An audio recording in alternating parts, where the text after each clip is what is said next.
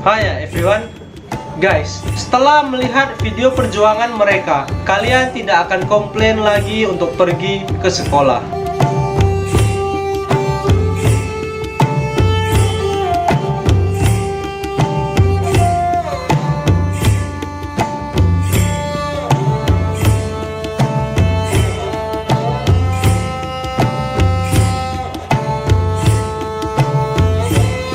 Yang pertama, perjalanan dengan menggunakan kabel yang seperti Flying Fox, menyeberangi sungai berarus hanya dengan kabel dan sebuah keranjang, dan juga didorong manual hanya dengan menggunakan tangan kosong.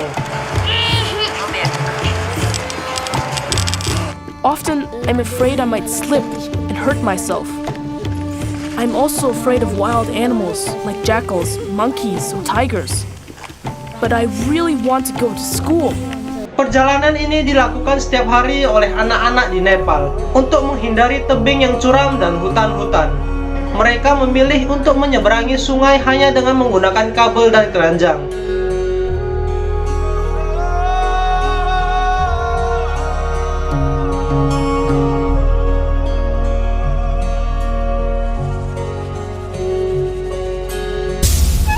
Setelah melalui penyeberangan ekstrim ini, perjalanan mereka masih belum berakhir. Setelah sampai di ujung kabel penyeberangan itu, mereka masih harus berjalan kaki hingga 45 menit untuk sampai ke sekolah.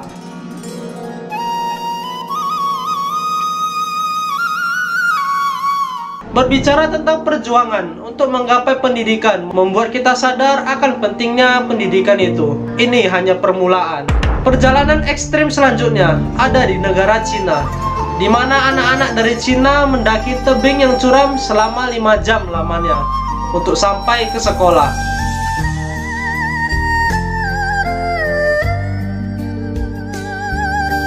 Dengan trek yang berliku-liku dan naik turunnya tebing di setiap harinya, hanya untuk pergi ke sekolah menuntun ilmu mereka.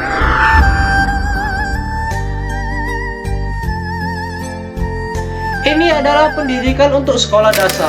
Sekolah ini berlokasi di Gunung Cina yang dikenal juga sebagai Hidden in the Clouds, atau sekolah yang tersembunyi di balik awan.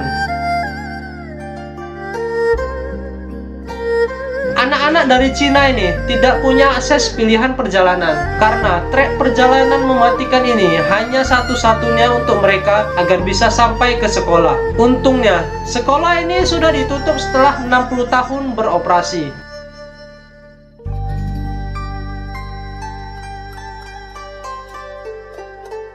Dan sekolah selanjutnya, ini menurutku agak sedikit unik dan keren. Sekolah mengapung di Bangladesh.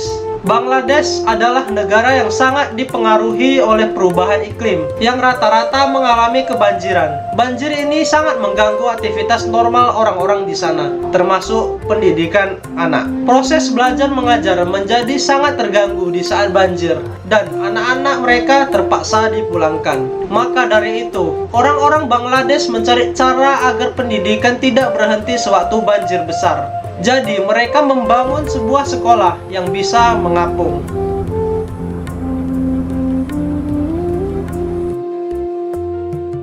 Dan di sekolah unik ini, di dalamnya juga terdapat fasilitas-fasilitas yang lumayan, seperti komputer, akses internet, dan perpustakaan kecil.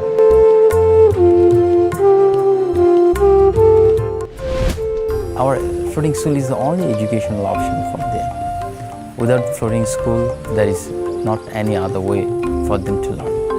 The education can lead a better life for these children. There are millions of people out there who need this kind of intervention. Sungguh cara belajar yang sangat sederhana. Jika di Bangladesh punya sekolah mengapung, di India punya sekolah di stasiun kereta api. Proses mengajarnya di tempat pemberhentian kereta api. Sekolah ini dibuat oleh organisasi dan bukan dari pemerintahan, yang dibangun untuk tujuan tunggal, yaitu pendidikan gratis untuk anak-anak yang tinggal di pemukiman yang kumuh. Mereka menjamin kalau anak-anak akan mendapatkan pendidikan yang layak dan tidak akan lagi meminta uang di jalanan. Sir, namaskar. Mu Radharani Sahu, KP Road Platform School teacher. Saat ini sudah ada 4.000 anak yang bersekolah di sana dan semuanya gratis.